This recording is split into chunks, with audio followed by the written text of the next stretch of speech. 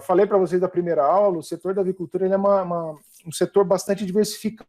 Você tem vários setores trabalhando, né, junto. Então, você tem desde a cadeia principal da avicultura, aqui no meio você tem tanto o frango de corte como também a avicultura de postura. Então, você tem os vários nichos aí que trabalham, desde a parte de reprodução, né, de genética, fases iniciais de produção, até você ter o abate, a comercialização, e paralelo a isso, você tem, né, outros dois grandes setores, que tem toda a parte de produtos químicos, farmacêuticos, a parte de equipamentos, né, indústria de embalagens, a questão também da produção agrícola, propriamente de grãos, né, então milho, soja, para produção de ração, a gente vai falar disso mais para frente, né, na próxima aula, e também parte da indústria de alimentos, que vem aí a parte do processamento dos alimentos, né, então que vem aí outra parte do eixo de PPA, que vocês vão começar a ver esse ano, né, no nível 3, no perfil 3, com a professora Miriam.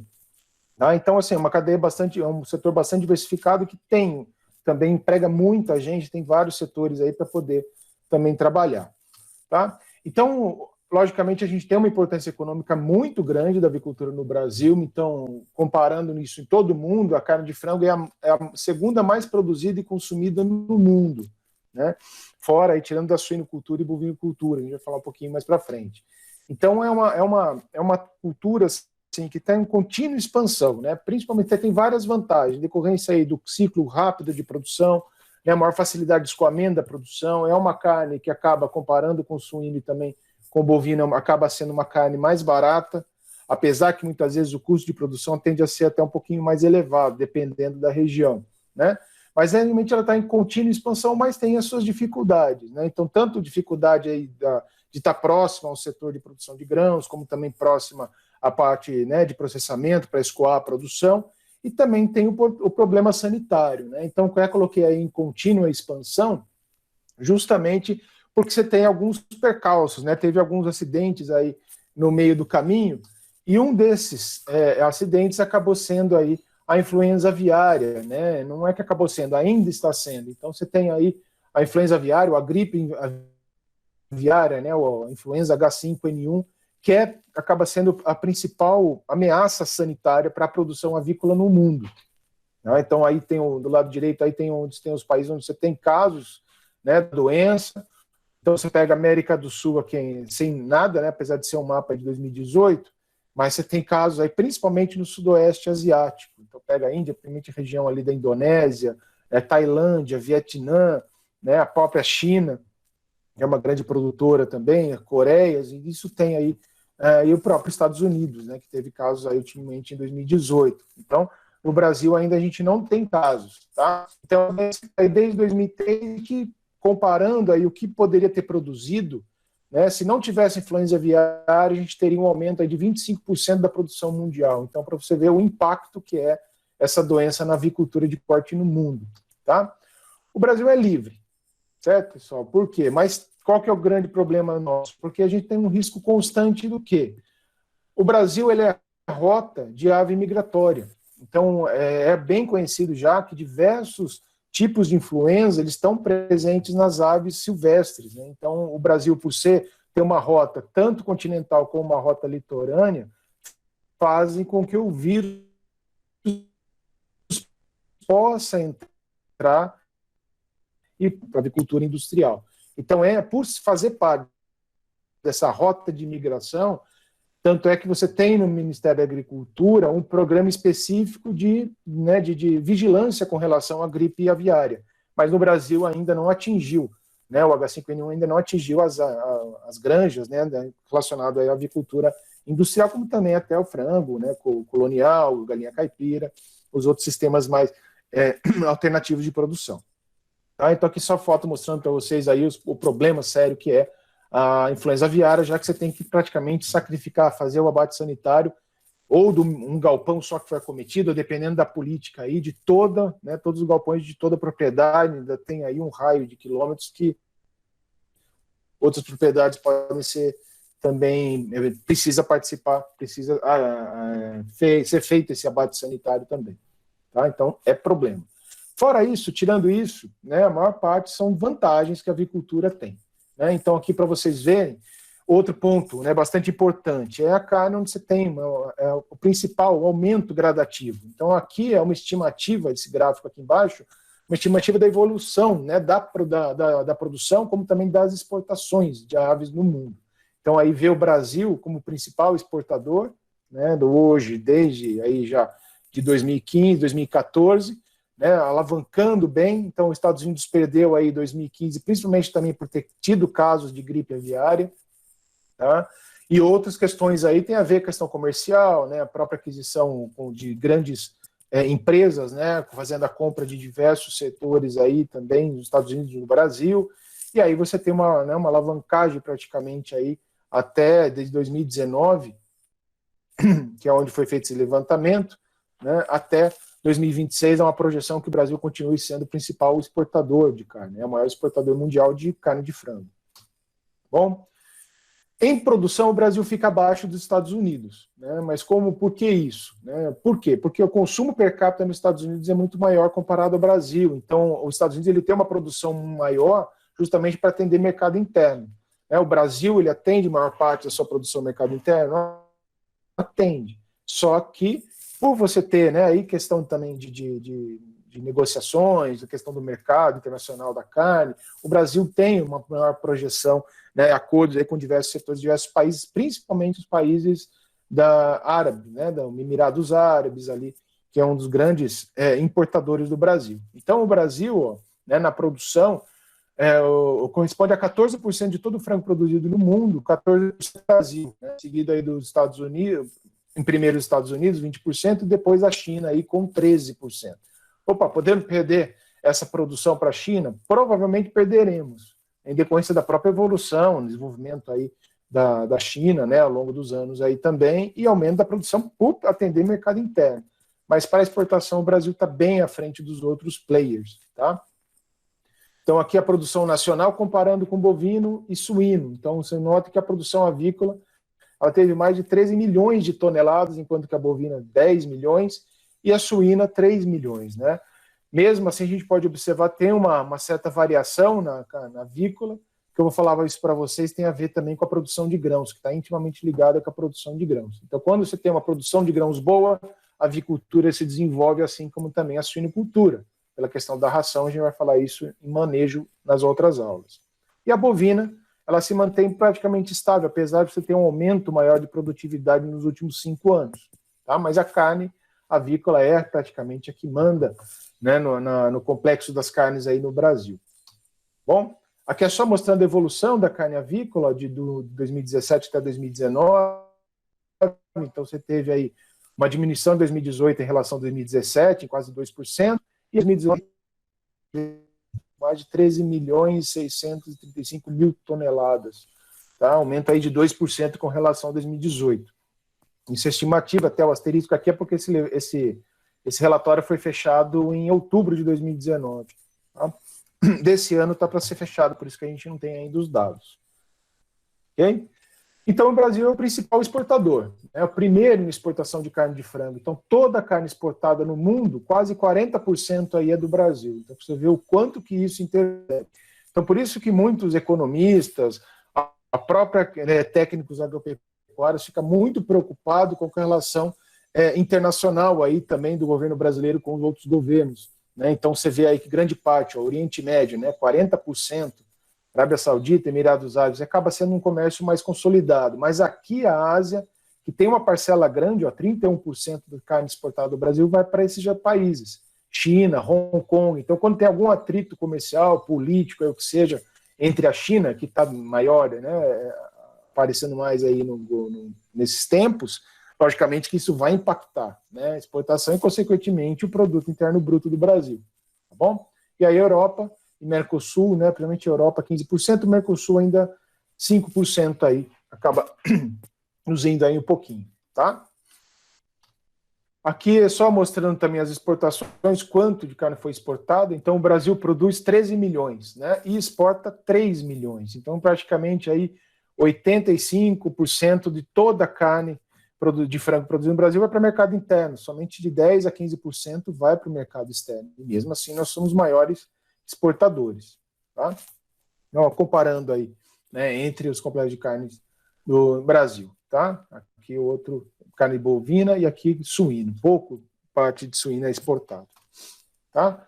Aqui comparando com os Estados Unidos e a União Europeia, que juntando vários países aí, né, da Europa, e você tem aí que o Brasil está 1 milhão de toneladas à frente dos Estados Unidos, né? Isso em dados de 2018, essa diferença aumentou, foi para quase 4 milhões e 900, tá? Com relação aí a 3.200 e alguma coisa dos Estados Unidos, que ficou esse ano passado, perdão. Então o Brasil está bem à frente também. Aqui são os principais países de destino da carne brasileira. Apesar de ser um dado 2015, tá, pessoal? Não saiu um último levantamento, mas ainda pouca variação teve. Então, a Arábia Saudita que pega a maior fatia dessa exportação, né? Seguido aí também do, né, Emirados Árabes, China, Japão. Isso daqui é uma característica muito boa para a produção de ave no Brasil, tá, pessoal? Por quê? O Japão é um país, um mercado extremamente exigente, desde qualidade da carne, né, com formação de produção.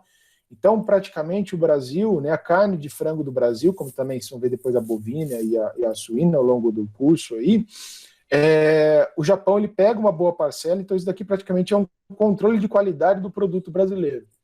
Né, justamente por ter essa alta exigência do país, principalmente, né, do Japão, além, logicamente, da China, União Europeia também. Mas o Japão é extremamente exigente. Então, a gente tem 10% dessa fatia, acredito que deve ter evoluído aí para uns 12% até 13% da exportação vai para o Japão esse ano. Então você teve aí, isso é nada, mas é uma chancela da qualidade do nosso produto aqui também. Tá?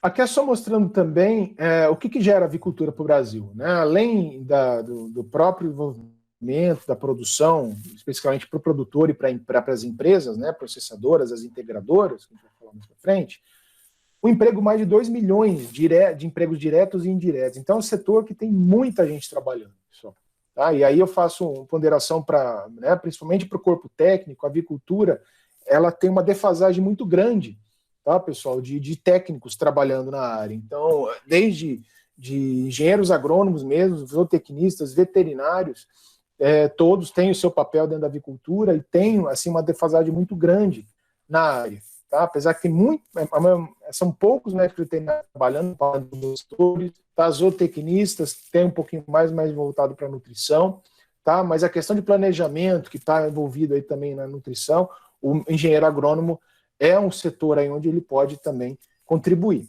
Tá? Então, mostrando aí também por que você gera esse grande quantidade de emprego. Porque o consumo per capita no Brasil é o maior que tem, comparado às outras carnes, né? Então, a idade de 2017, 2019 saiu em torno aí também de 42 quilos, né? Cada pessoa consome aí por ano. Então, per capita aí de 42, de 8, perando aí o 43 quilos por ano. Tá? É a média de produção, enquanto nas outras, 32 de bovino e carne suína, que é menor, acaba sendo de 14 quilos por ano. Tá? Uma pessoa aí consome. E do lado é só mais uma também consumo de carne comparando no Brasil e no mundo. Então, no Brasil, a maior parte é carne de frango que consome, seguida da bovina e da suína. Na parte, né, quando a gente fala de mundo, a gente tem uma inversão praticamente. Né? Então, você tem a carne suína como sendo a maior carne consumida no mundo, seguida do frango, e depois, um terceiro aí, né, dentro dessas classificações aí, a carne.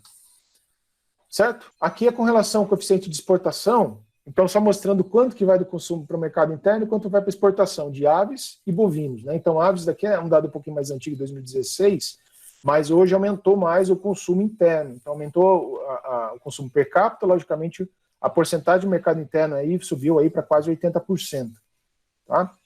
Aqui de suínos, maior parte por isso também mercado interno, logicamente como bovinos, e aí você tem uma boa fatia considerável de cada produção para exportação. E a principal, logicamente, é a opção para as aves. Tá bom? Pessoal, só lembrando, se alguém tiver uma dúvida aí, ou tiver algum problema, vá abrir o microfone que a gente pode falar, tá? Já que eu não estou conseguindo ter acesso ao chat aí. Aqui é só mostrando também outro quadro professor, com relação ao consumo mundial de carnes. Oi, pode falar. Em questão à aula, essa aula vai ser disponibilizada depois também, né? O senhor tinha falado que ela está gravando para isso? Vai sim. Vai. É porque Isso, eu vou gravar, vou editar todos, e vou colocar o link também aí na semana 2. A aula está dando uma travada aqui. Ah, tá. Não, eu vou colocar. Provavelmente acho que também. Esse que é o problema de aula síncrona, né, pessoal? Infelizmente. Mas eu vou Então, passar beleza, assim para então. vocês o vídeo Obrigado. certinho, vou colocar na atividade, tá?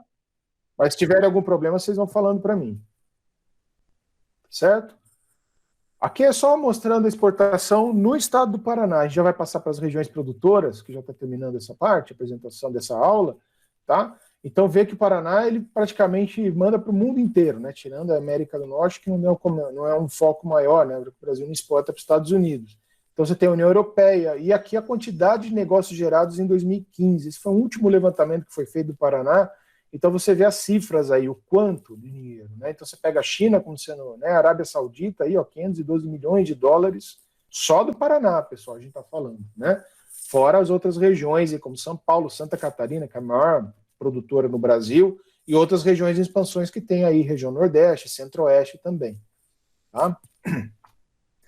E aqui mostra a evolução né, das regiões produtoras. Isso daqui é um dado mais antigo, de 2004, mas não mudou tanto. Tá? O de 2019 ele está praticamente a mesma coisa. Então, a região sul, principalmente liderada pelo estado de Santa Catarina, é a região de maior produção nacional e que também pega a maior parte da fatia de exportação.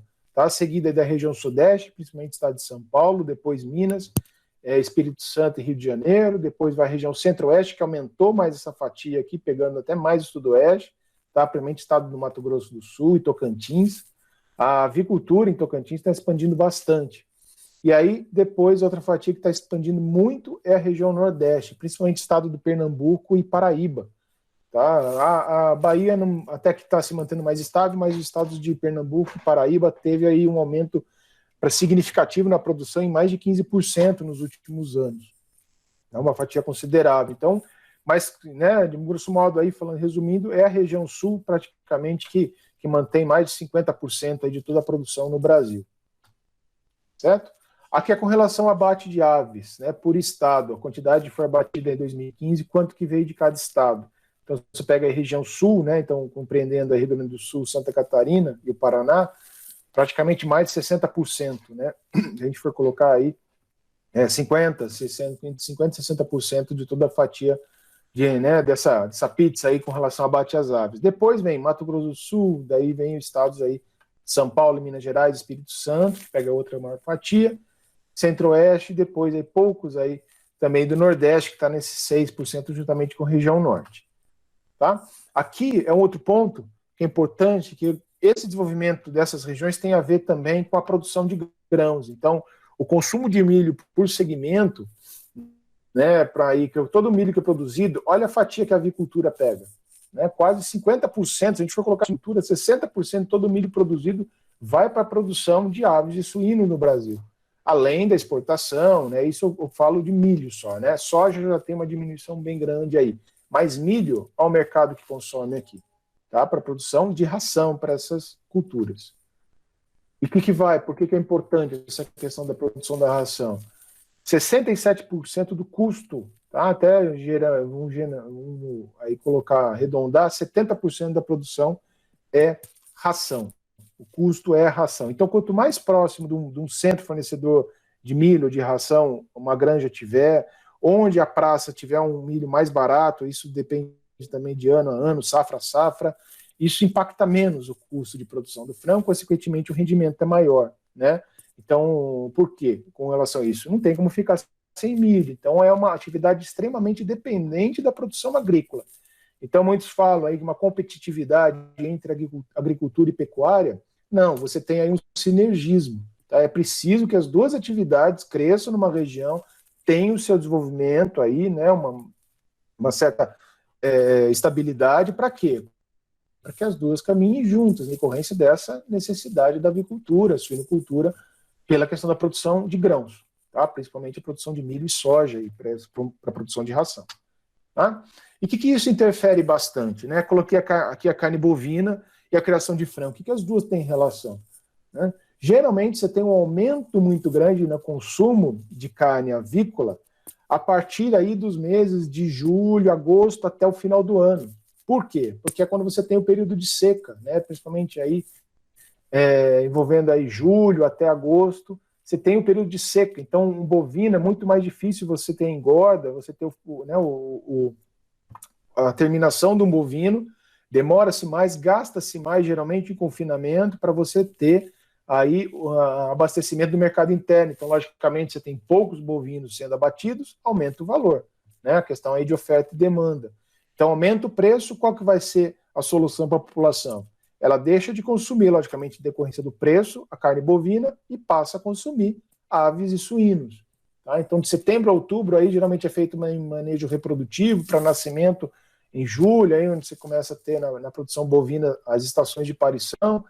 Então, isso interfere sim. Então, é outra questão, né? Você não tem competição entre as atividades, você tem que ter praticamente um desenvolvimento contínuo entre essas atividades, né? Já que estou mostrando aqui a pecuária, né? A bovinocultura interfere sim na avicultura e suinocultura, tá? Porque tem aí uma migração de mercado. Bom, terminando, pessoal. Então, aqui só mostrando exportações, a evolução, que a gente já falou um pouquinho, né? Dos resultados também, da evolução da exportação de carne de frango. E aqui mostrando para vocês quais são as principais empresas hoje, né, no Brasil. Então, não estou fazendo propaganda, não ganho nada para isso, né, não vai chegar nenhum produto para mim aqui, uma cesta da JBS ou da BRF para mim. Então, o que a gente tem aqui das duas maiores empresas, praticamente são esses dois grandes grupos, tá, que eu vou mostrar aqui para vocês. Então, você tem aí em primeiro e em segundo lugar, é o grupo BRF e a JBS. Tá? Eles praticamente estão no mesmo patamar, esses dois grandes grupos, né? Já que a JBS aí teve a aquisição de outras grandes empresas, né, produtoras, como a Tyson, a Friboi, a Swift, teve um impacto muito grande, a Seara, e a BRF por aí foi justamente, né, a criação de um grupo aí entre Sadia e Perdigão, né, aí vou colocando suas aves, ainda do grupo Batavo também, né, na produção de leite, derivados lácteos aí. Em terceiro aí vem a GT Foods, que é uma empresa aí, grupo europeu, juntamente com uma parte americana também. Então aí, né, o frango, né, Canção, Gol de Frango, Belaves, Mister, tá, que entra na GT Foods, e por fora você tem outras empresas, muitas delas são cooperativas, que tem aí uma grande parcela do mercado, tá, se a gente for somar elas, dá em torno aí de 40% vem dessas partes, né, dessas outras empresas, enquanto a JBS, BRF e a GT Foods fica aí brigando praticamente com 60% do mercado. Então você tem a Copacol, que é uma cooperativa aí, a gente estado de Santa Catarina está crescendo bastante, né, a Cevale também, que é outra cooperativa bastante importante no setor de frango, tá?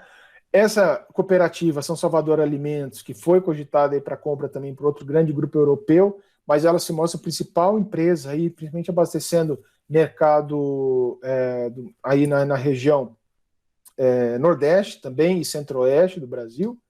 Você tem a Alizé, acho que muitos conhecem, né, aqui do interior, próximo aqui da região, então tem fornecedores, aí, empresas, inclusive até alunos aí que os pais fornecem, né, para essas empresas, são integrados da Alizé. E aí também tem a cooperativa agroindustrial Alar, né, que acaba sendo aí, temor, uma projeção muito grande nos últimos anos. Então esse é o cenário de quais são as principais empresas hoje, né, os principais players aí na questão do frango de corte, tá, no Brasil. Então você tem uma participação muito grande, né, do mercado externo, né, do mercado estrangeiro também no Brasil, aí, principalmente pela JBS. Tá? JBS teve um crescimento muito grande desde 2008 aí até 2016, quando justamente fez a aquisição de vários grupos aí, né? Então teve uma parcela muito grande a Tyson, a própria Céu Azul aqui, né, próximo aqui em Itapetininga, aí Angatuba. Então teve aí, compreendeu bastante com esse aumento, né? É o maior grupo hoje alimentício no mundo, tá? De produtos carnes, é a JBS. Então está concorrendo aí frente a frente com a BRF, que tem um mercado até muito mais nacional do que estrangeiro.